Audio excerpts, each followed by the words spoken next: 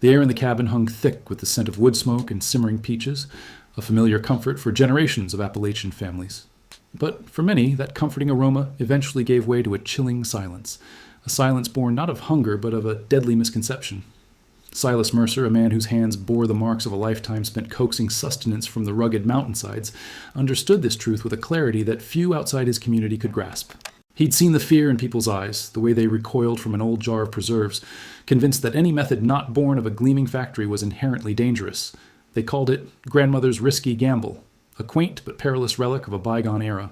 Yet Silas knew the real killer wasn't some ancient, forgotten technique. It was the shiny, new advice that promised safety but delivered only tragedy.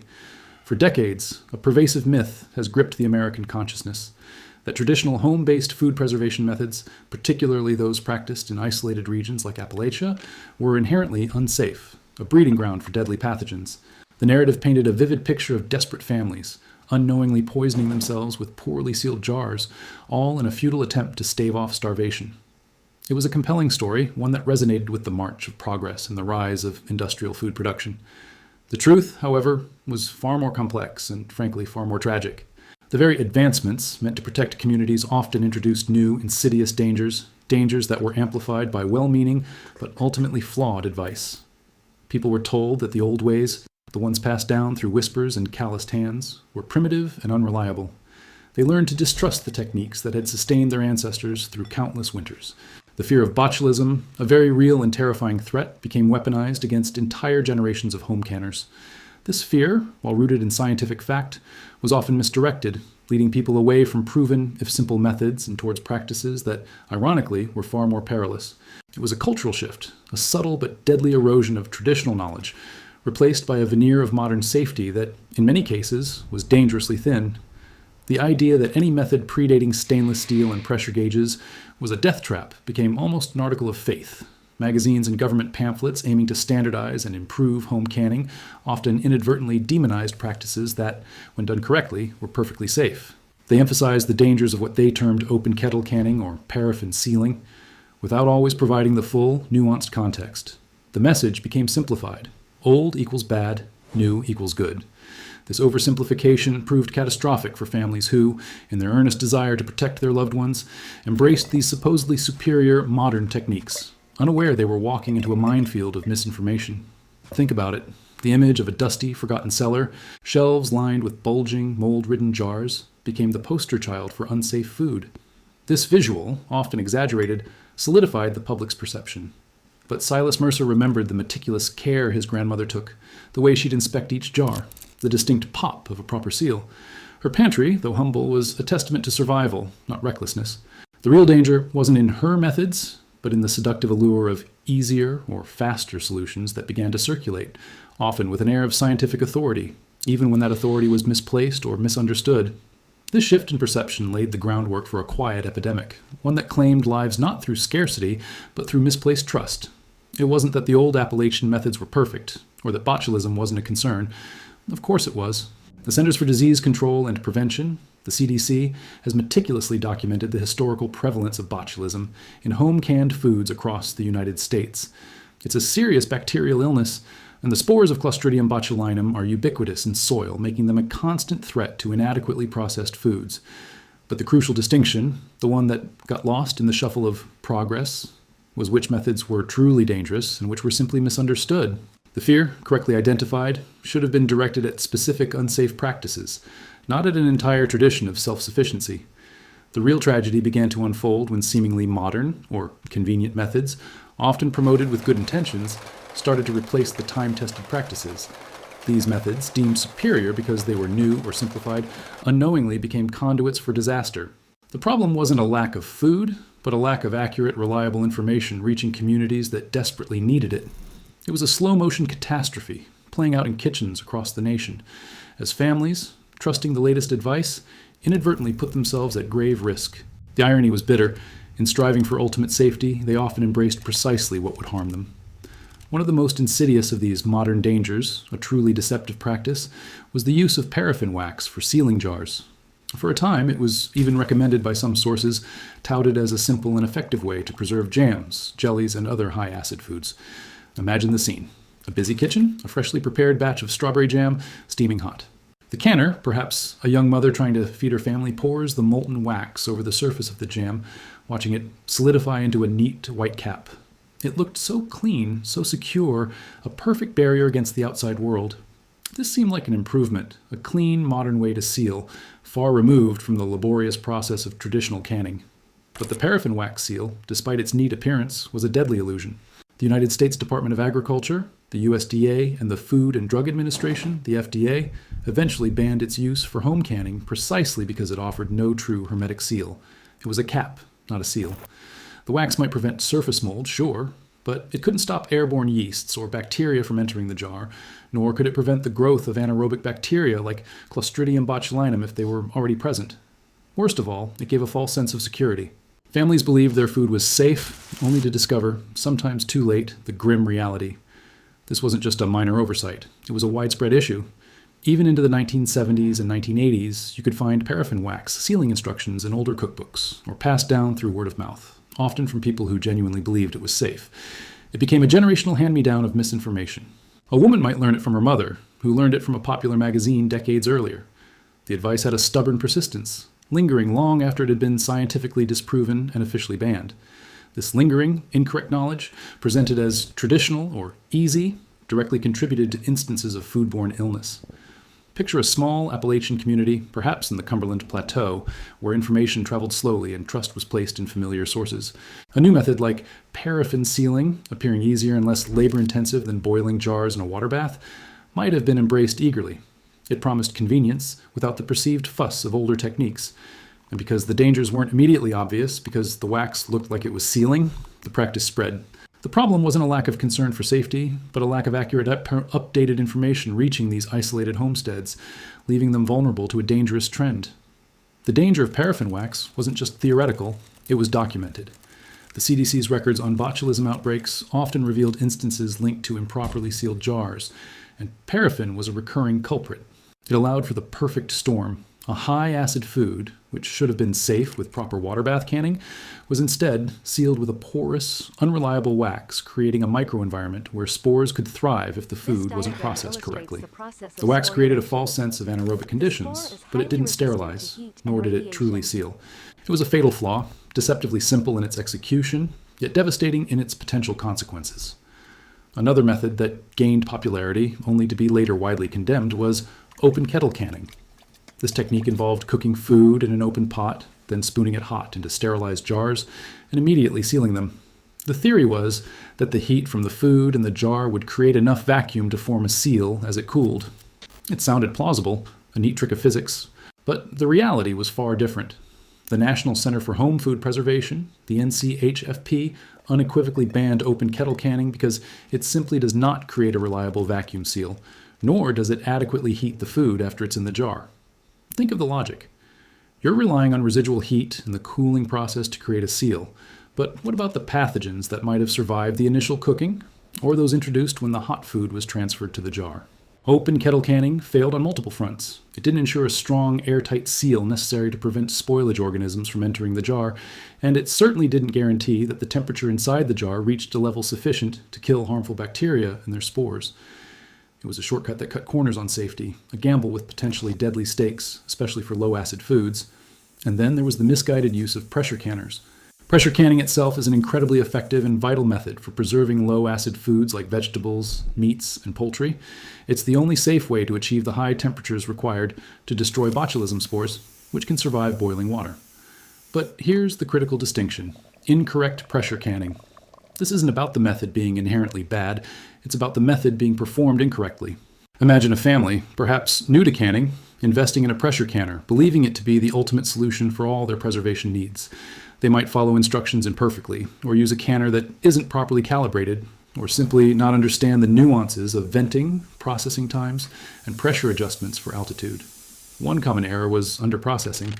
This meant not holding the food at the required temperature and pressure for the specified duration. Perhaps the gauge was faulty, or the canner simply didn't reach the correct pressure. Another mistake was opening the canner too soon, or not venting it properly, leading to inadequate heat penetration. These seemingly minor errors, when dealing with low-acid foods, could turn a life-sustaining meal into a silent killer. The pressure canner, a tool of immense power and safety when wielded correctly, became a source of danger when handled with insufficient knowledge or caution. The very technology meant to provide superior safety, when misused, amplified the risk. Silas Mercer would often recount stories of families who adopted these newer methods, only to face devastating consequences. He remembered the widow Jenkins, a kind woman who, in the 1950s, started using paraffin wax for her apple butter after a traveling salesman convinced her it was the modern way. Her son, a strong young man, fell ill that winter. It was a quiet tragedy, attributed at the time to the winter sickness. But Silas, with his deep understanding of food and preservation, suspected otherwise. The salesman, well-meaning or not, had inadvertently sown the seeds of illness in their community, replacing generations of careful practice with a dangerous simplification. These stories, passed down through the generations, weren't just cautionary tales. They were stark reminders of the cost of abandoning empirical knowledge for unproven advancements. The CDC's data, though clinical and statistical, echoes these personal tragedies. Each reported case of botulism linked to home canning represents a family shattered, a life irrevocably altered or lost. The numbers paint a grim picture. Historically, botulism from home canned foods has been a significant public health concern in the U.S., and many of these outbreaks could be traced back to the very methods that were, at one point, considered improvements over primitive techniques. It was a cruel irony. The food shortage that some feared would decimate Appalachian families was often mitigated by their ingenuity and self-sufficiency. They knew how to make do, how to preserve the bounty of the land.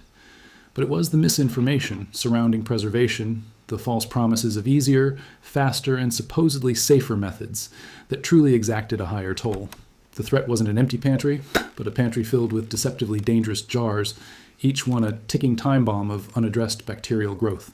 This was the silent killer, far more insidious than any drought or lean harvest. So, what were the correct Appalachian methods, the ones that Silas Mercer and his ancestors trusted? The answer lies in a combination of deep understanding of food properties and time-tested techniques, many of which are now scientifically validated.